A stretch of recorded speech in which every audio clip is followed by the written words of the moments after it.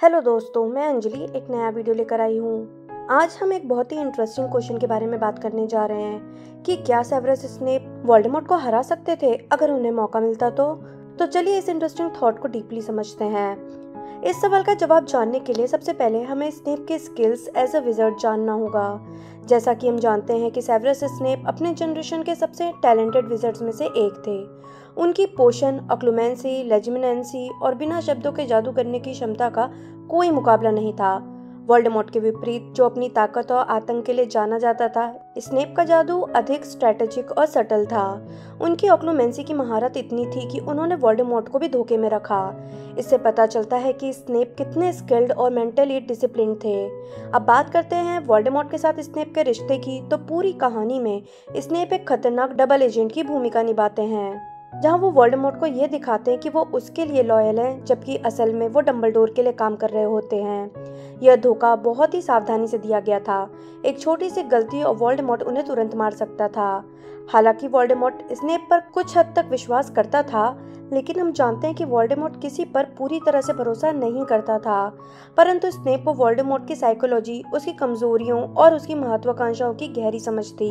Snape जानते थे कि वोल्डेमॉर्ट को सबसे ज्यादा किस बात का डर था, और वो थी मृत्यु, उसका इमॉर्टैलिटी को लेकर ऑब्सेशन। अब बात करते हैं स्नेप के इरादों और उसके मोटिवेशन की। क्या स्नेप कभी वोल्डेमॉर्ट को हराने के लिए प्रेरित हो सकते थे? तो मेरी राय में हाँ। लिली पॉटर के लिए उनका प्यार उनकी पूरी जिंदगी का आधार था।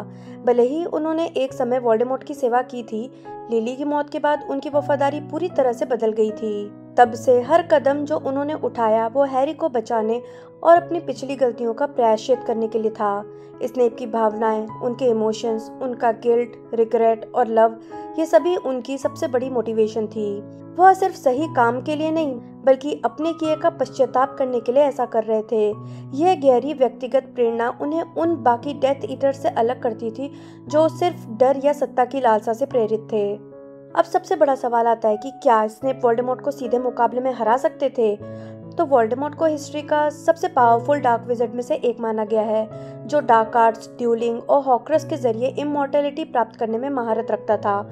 लेकिन ध्यान रहे, स्नेप भी कोई साधारण जादूगर नहीं थे। स्नेप की ताकत उनकी इंटेलिजेंस, स्ट्रेटेजी और जादू के गहरे ज्ञान में थी। उनकी ड्यूलिंग स्किल्स भी फास्ट, प्रिसाइज और डेडली थी। याद रखें कि उन्होंने न केवल प्रोफेशनल विज़र्ड्स को हराया, बल्कि डंबलडोर को मारने की योजना भी बनाई। हालांकि वो डंबलडोर की मर्जी से ही हुआ था। उन्हें पता था कि कैसे बाकी विज़र्ड से एक कदम आगे रहना है। अब अगर हम इस बारे में डिस्कस कर ही रहे हैं, तो हम एल्डर वॉन्ड को नहीं भूल सकते। हम जानते हैं कि वोल्डेमॉर्ट मानता था कि स्नेप एल्डर वॉन्ड के मालिक हैं, क्योंकि उन्होंने डंबलडोर को मारा था। वोल्डेमॉर्ट ने स्नेप को मार डाला, ये सोचते हुए कि ऐसा करने से वो एल्डर वॉन्ड का मालिक बन जाएगा। लेकिन हमें सच्चाई पता है, एल्डर वॉन्ड का असली मालिक तो हैरी था, न कि स्नेप। तो अब सोचने वाली बात है कि अगर स्नेप को वॉन्ड की वफादारी के बारे में पता होता कि सच में वॉन्ड किसके लिए वफादार है, तो क्या स्नेप इस जानकारी का उपयोग करके वोल्डेमॉर्ट को हरा सकते थे? अगर स्नेप को यह पता होता कि वोल्डेमॉर्ट जिस वॉन्ड का इस्तेमाल कर रहा है वो वास्तव में वोल्डेमॉर्ट के लिए वफादार है ही नहीं, तो ये स्नेप के लिए बहुत ही बड़ा एडवांटेज हो सकता था। स्नेप और वोल्डेमॉर्ट के बीच एक और बहुत ही इंपॉर्टेंट डिफरेंस था, और वो था उनकी इमोशनल स्ट्रेंथ और वीकनेस का। वोल्डेमॉर्ट की सबसे बड़ी कमजोरी थी कि वो लव और एम्पैथी नहीं समझता था। वह इमोशंस को कमजोरी मानता था। दूसरी ओर स्नेप का लिली के लिए प्यार ही उसका गाइडिंग फोर्स था, जो स्नेप को एक यूनिक इमोशनल ताकत देता था, जिसे वोल्डेमॉर्ट कभी नहीं समझ सकता था। After all this time. Always. स्नेप सैक्रिफाइस समझते थे, जबकि वोल्डेमॉर्ट कभी इससे परिचित ही नहीं था। तो अगर वोल्डेमॉर्ट और स्नेप के बीच लड़ाई होती, तो ये इमोशनल स्टेबिलिटी स्नेप को जिता सकती थी। तो हमने ये समझ लिया कि अगर स्ट्रेटेजिक, इमोशनल और प्रैक्टिकल आमना सामना होता, तो स्नेप और वोल्डेमॉर्ट में से स्नेप की जीत होती, ना कि वोल्डेमॉर्ट की। पर असल सवाल ये आता है, अगर हैरी नहीं होता या कोई और चोजन वन नहीं होता, तो क्या स्नेप वाकई वोल्डेमॉर्ट को 1-on-1 ड्यूलिंग में हरा सकते थे? तो जवाब है कि वोल्डेमॉर्ट के हॉक्रक्स ने लगभग उसे अमर बना दिया था, और स्नेप को हर एक हॉक्रक्स को खत्म करने की जरूरत होती। हालांकि स्नेप का डार्क आर्ट्स में गहरा ज्ञान था, उनकी डबल एजेंट की स्थिति और वोल्डेमॉर्ट की कमजोरियों की उनकी समझ उन्हें एक यूनिक पोजीशन में रख सकती थी। तो अगर स्नेप के पास सही जानकारी, सही समय और थोड़ी सी किस्मत होती, तो वो वोल्डेमॉर्ट को मात दे सकते थे, उसे हरा सकते थे। लेकिन यह भी मुमकिन है कि वोल्डेमॉर्ट की रॉ पावर और रूथलेसनेस बहुत ज्यादा थी। इतनी पावर और रूथलेसनेस के आगे शायद स्नेप 1-on-1 उसके आगे नहीं टिक पाते।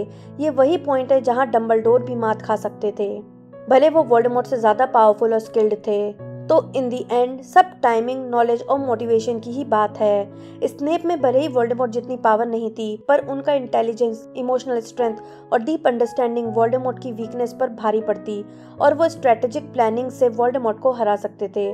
आपका क्या सोचना है कि अगर स्नेप को एल्डर वॉन्ड, हॉर्क्रक्सेस और वोल्डेमॉर्ट को हरा देने की बात पहले ही कर दी जाती तो क्या वो वोल्डेमॉर्ट को हरा सकते थे? मुझे नीचे कमेंट बॉक्स में बताएं। अगर वीडियो पसंद आए हो तो लाइक और शेयर ज़रूर करें। मैं जल्दी नए वीडियो के साथ वापस आऊंगी। तब तक के लिए बाय बाय।